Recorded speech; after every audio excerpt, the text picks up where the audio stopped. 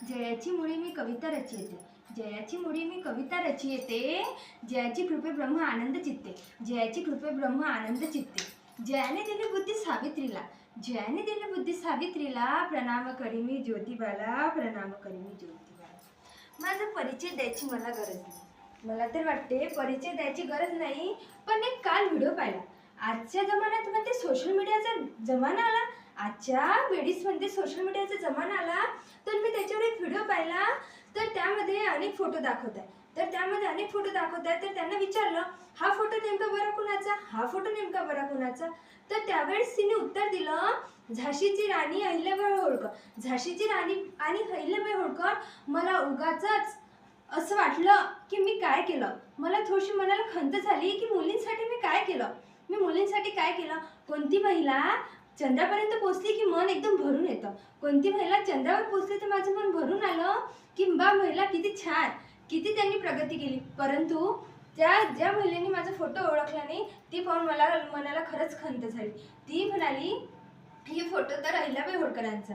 तेव्हा खरंच खंत झाली की ज्या महिलेने आपल्यासाठी काय केलं तिचे आपल्याला ओळख नाही.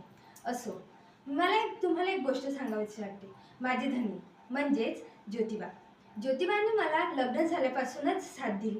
पण मला एका गोष्टीची नवल असे वाटते की जेव्हा त्यांनी मला लग्न झाल्यावर असे म्हटले, सावित्री तुला शिकायचंय, सावित्री तुला शिकायचंय, त्यावेळेस माझे हात असे थरथर कापायला लागले.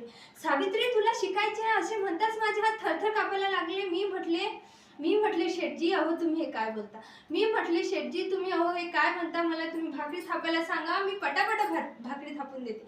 अहो तुम्ही मला भाकरी थापायला सांगा मी पटापटा लगीन भाकरी थापून देते. पण तुम्ही मला शिक्षणाचं काय म्हणता. पण सावित्री शिकली, ज्योतिबांची सावित्री शिकली. पण एक गोष्ट सांगायची झाली तर पुणे हादरला ते या नावानं की मुलींची पहिली शाळा काढली तर पूर्ण सर्व जातीवाद्या मुलींसाठी, पूर्ण सर्व जातीच्या मुलींसाठी. तर सर्व पुणे हादरला. पण माझे शेठजी मागे हटले नाही. त्यांनी मुलींची पहिली शाळा तसेच विधवा पुनर्विवाह आणि विशेष म्हणजे ब्रिटिशांसोबत त्यांनी सती प्रथा बंद केली की ज्यामुळे जर एखाद्या महिलेचा नवरा गेला असता ती त्या सती जावीच कशाला, का बरं तिचे आयुष्य नाही का, अशा विचारांनी माझ्या शेठजीने नेहमीच साथ दिली.